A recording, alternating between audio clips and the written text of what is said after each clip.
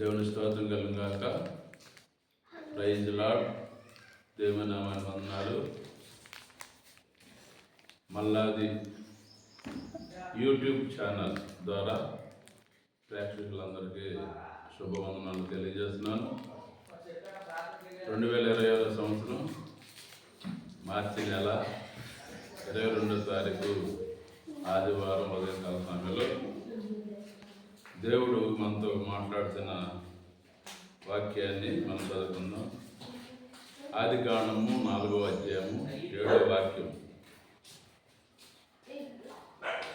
ఆదికాండము 4వ అధ్యాయము 6వ వాక్యం చదువుతున్నాను.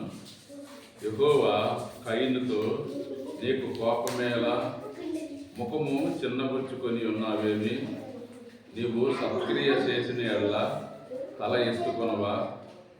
సత్క్రియ చేయని ఎడల వాకిట పాపము పొంచి ఉండును. నీ ఎడల దానికి వాంఛ కలుగును, నీవు దానిని ఏలుదు అనెను. ఇక్కడ 10వ వాక్య భాగంలో, నీవు సత్క్రియ చేసిన ఎడల తల ఎత్తుకొనవా? సత్క్రియ చేయని ఎడల వాకిట పాపము పొంచి ఉండును, నీ ఎడల దానికి వాంఛ కలుగును. కనుక మనం మంచి క్రియ చేస్తే మనం దీవించబడతాం, ఆశీర్వించబడతాం, పరలోక రాజ్యంలో ప్రతిఫలం ఉంటుంది.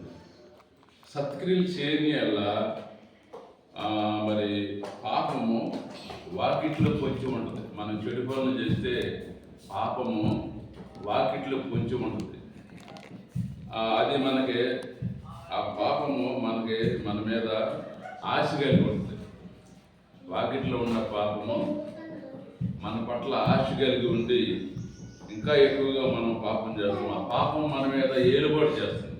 కనుక మనము సత్క్రియలు చేయాలి, అనగా మంచి క్రియలు చేయాలి, ఇతరులకు మేలు చేయాలి, ఇతరులకు మనము సహాయం చేయాలి. నిన్నువలేని పొరుగువారిని ప్రేమించి ఆజ్ఞ ప్రకారం జీవించాలి. మనం ఎప్పుడైతే మంచి పనులు చేస్తామో దేవుడు మనల్ని ఆశీర్వదిస్తాడు. ఎప్పుడైతే చెడ్డ క్రియలు చేస్తామో పాపము మన మీద ఆశ కలిగి ఉంటుంది. కనుక పాపం వల్ల వచ్చే జీవితము మరణము. ఆ మరణము మనము తప్పించుకోవాలంటే ప్రతి మనిషి కూడా మంచి పనులు చేయాలి, మంచి క్రియలు చేయాలి. అప్పుడు దేవుడు మనల్ని దీవిస్తాడు, ఆశీర్వదిస్తాడు. చెడు క్రియలు చేస్తే మన వాకిట పాపము పొంచి ఉంటుంది కాబట్టి ఆ పాపం మన మీద ఏలుబడి చేస్తుంది. పాపం వల్ల వచ్చే జీవితము మరణము. కనుక పాపం చేస్తే మరణము మరి మన మీద ఆశ కలిగి ఉంటుంది, మరణం వస్తుంది మన మీద. కనుక మంచి క్రియలు చేద్దాం, దేవుడు పొందుకుందాం. చెడు క్రియలు చేస్తే పాపము మన వాకిట్లో పొంచి ఉంటుంది, మన ఎడల పాపానికి ఆశ పుడుతుంది. ఇంకా ఎక్కువ పాపం చేసి దేవుడికి దూరమై వారు నరకానికి వెళ్తారు. కాబట్టి మనం మంచి పనులు చేద్దాం, పరలోక రాజ్యంలో దేవుడితో ఉందాం. దేవుడు మిమ్మల్ని దీవించును గాక. ఆమేన్. Praise Lord. మీ జాన్ పాల్.